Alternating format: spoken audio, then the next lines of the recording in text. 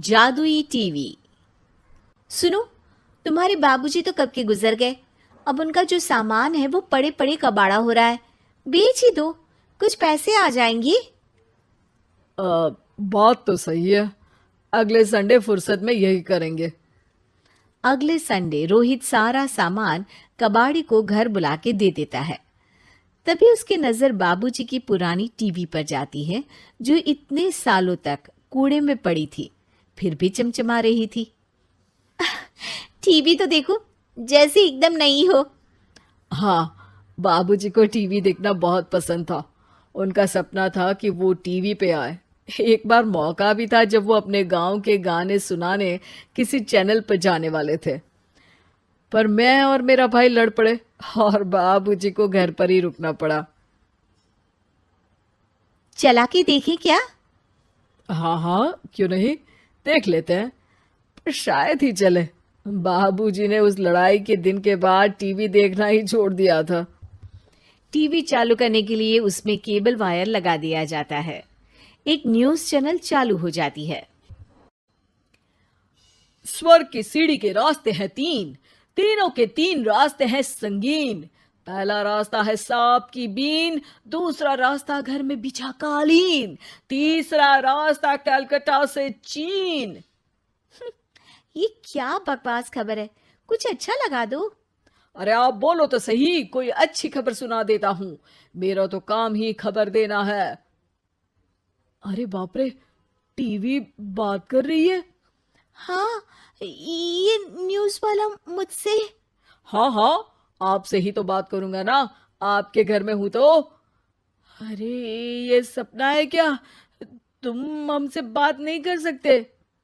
अरे सपना नहीं भाई साहब, ये टीवी जादुई टीवी है।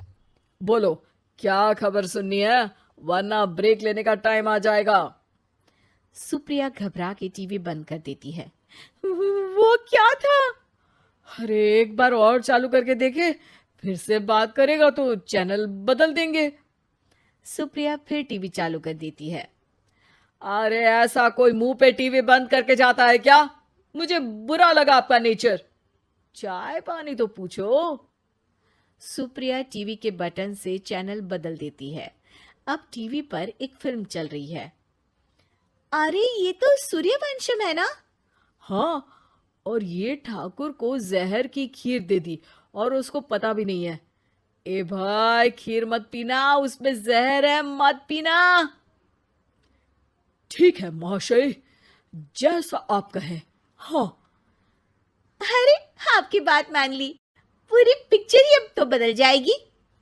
मतलब ये सच में जादुई टीवी है? तभी वहां कबाड़ी आ जाता है। भैया, टीवी के 150 रुपए दूंगा, चलेगा?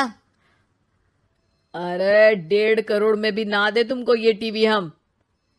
अरे 1.5 करोड़ खरीदने को होते तो तुम्हारे घर में ये पानी चाय नहीं पीता, अंबानी या टाटा के घर बैठा कोल्ड कॉफी पीता। रोहित कबाड़ी का हिसाब करके उसे वहां से चलता करता है और अपने भाई शशिकांत को फोन लगा के बुलाता है। शशि थोड़ी ही देर में वहां पहुंच जाता है। क्या हो गया भैया? अरे बाबूजी का टीवी याद है? हाँ हाँ, जिसमें घुसे रहते थे हमेशा वो, और अपने को कुछ नहीं देखने देते थे। अरे वो अब जादुई टीवी बन गया है। भैया, आपकी बकवास करने की आदत अब तक नहीं गई। अरे आपके घर में बच्चे हैं, अब तो बड़ों जैसी बात करो। रोहित जाके टीवी चालू कर देता है। टीवी पर एक जादू का शो हो रहा है जिसमें एक जादूगर है। अब मैं अपनी टोपी में से कबूतर निकालूंगा। श्रिंग ब्रिंग शरिंग बम फोपा फुफी फुफा बाउ। टीवी से कबूतर निकलता है और शशिकांत के सर पर आकर बैठ जाता है।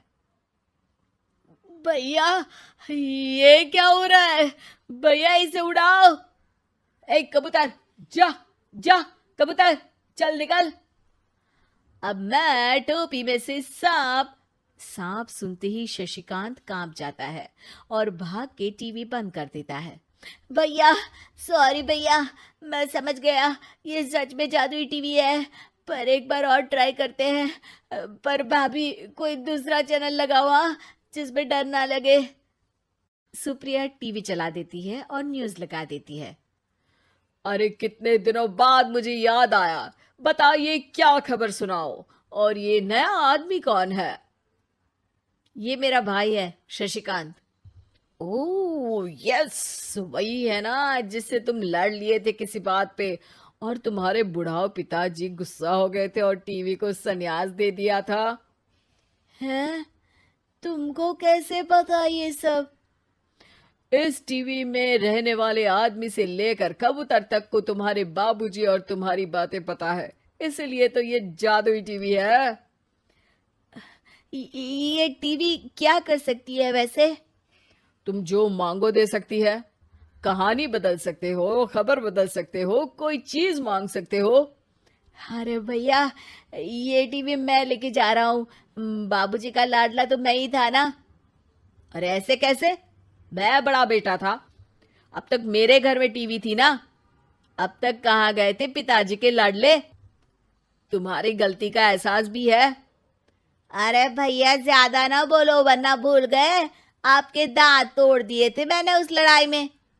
मेरी बीवी के सामने मेरी बेइज्जती करता है। रुक। दोनों भाई हाथापाई पे उतर जाते हैं। रुक, बताता हूं तुझे कि कौन बड़ा है। अरे छोटे का दम तो देख लीजिए आप। ये खबर आपके बाबूजी को देता हूं। तभी टीवी अचानक बंद हो जाता है। अरे शायद टीवी नाराज हो गया। और लड़ लो, आए बड़े खली बनने। टीवी से एक तेज रोशनी निकलती है और टीवी में बाबूजी दिखाई देते हैं। बापूजी आप? इतना चकरा क्यों रहा है? अपने बाप को नहीं पहचानता क्या? ये तो ऐसा ही है बाबूजी। प्रणाम बाबूजी। अरे चुप कर, तुम दोनों ही उल्टे हो। तुम्हारी वजह से मैंने टीवी में आने के सपने को छोड़ दिया, तुम्हारी लड़ाई की वजह से। और तो और, जितना मैं अपनी बीवी को नहीं देखता था उतना टीवी को देखता था, वो भी छोड़ दिया तुम दोनों की लड़ाई की वजह से। और अब मरने के बाद जब मैंने टीवी को जादुई टीवी बना दिया तो भी तुम इसका फल लेने की जगह लड़ रहे हो। अरे तुम तो लायक ही नहीं हो। अब तुमको बाबा जी का ठुल्लू भी नहीं मिलेगा। बाबूजी चले जाते हैं। टीवी बंद हो जाता है। रोहित और शशिकांत गिड़गिड़ा के टीवी के सामने हाथ जोड़ के बाबूजी को बुलाते हैं, पर टीवी सिर्फ धुआं निकालता रहता है।